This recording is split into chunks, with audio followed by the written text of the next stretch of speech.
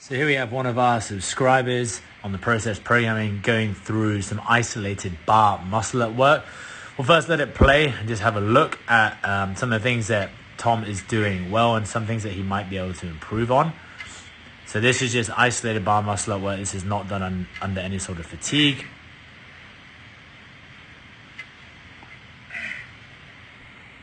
Nice. So that was set at 4 there. Good.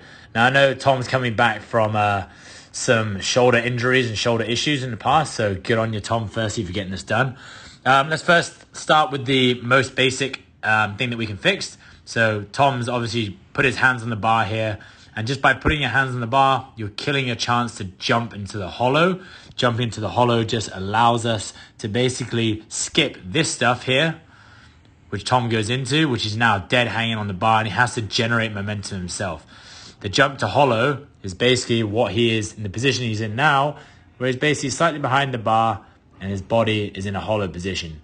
If I was to get even more, I would say he wants his legs extended, toes pointed a bit more. But being behind the bar generally will allow him, as he jumps up, to swing straight into his first arch. So as he comes forward, he's basically stopping all this extra work.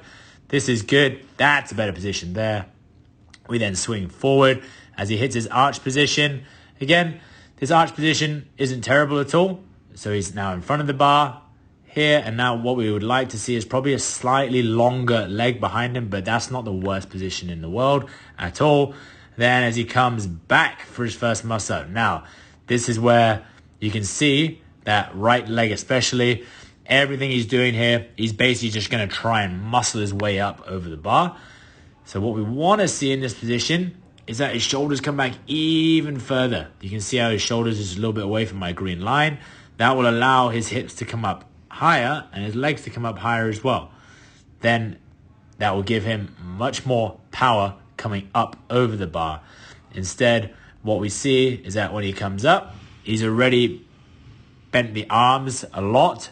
And he's also cut the leg short here as well, versus being long behind the bar with a longer lever. I always go back to terminology with golf and the idea of golf or a baseball bat. If you're trying to hit that ball off a tee as far as you can or hit a home run, you basically want to be hitting the ball towards the end of whatever physical lever that is, the end of the bat, the end of a club, which will give you more power. So as he comes up here with that bent knee, it means he's just really restricting the amount of power that he can create, which means that he has to chicken wing to get over the bar in the first rep. Now, granted, he didn't have a jump to hollow on his first one, so it's not the end of the world. But he's got up to the top of the bar. This is a good support position at the top. Now, as he comes down, what we want to see from athletes as they come down is that they basically come back and they find their hollow position on the way back down. Now, what we see from Tom, as he starts to come back down around the bar, is that he actually doesn't really have much right now. He doesn't have much going on. He's got a lot of tension in the arms here. He's also got a very bent position versus being here and long in front of him.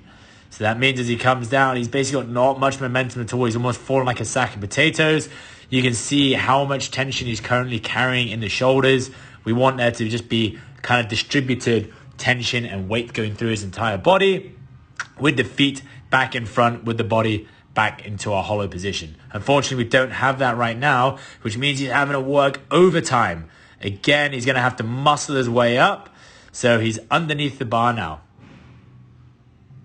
Now, when you're underneath the bar, this is what the position looks like. It's very much kind of all crunched up, a little bit claustrophobic, and all the tension again is coming through here, and his legs are actually not building any speed at all. Remember, we always say that shoulders create the position, and once the legs are in the right position, then the legs and hips can create speed and power. But because we're not in that position, it then means that Tom has to pull really damn hard from underneath the bar again. His upper body is going to be feeling fatigued already. His legs are short, so he's killing his power in the hip. And then he has to pull over hard on top of the bar. So the fixes that we're looking for Tom in this instance is that we want him to be more patient, pushing back and down on the bar to get to a better hollow position. And then we also want him to think about keeping a longer leg to keep a longer lever and allow for more power. That's actually a slightly better position there, but you'll see he starts to crunch up again and get claustrophobic and get all tucked up into a ball. We want this position to be nice and long. This is actually probably a better muscle than his other ones. But his work-ons, again, use the shoulders to create the positions. That will allow the shoulders to be behind the bar for longer. That will allow his feet to come up. When his feet can come up, he can spot the toes. Once he spots the toes, then he opens the hips up towards the bar. So basically, be more patient coming behind the bar, finding that hollow position.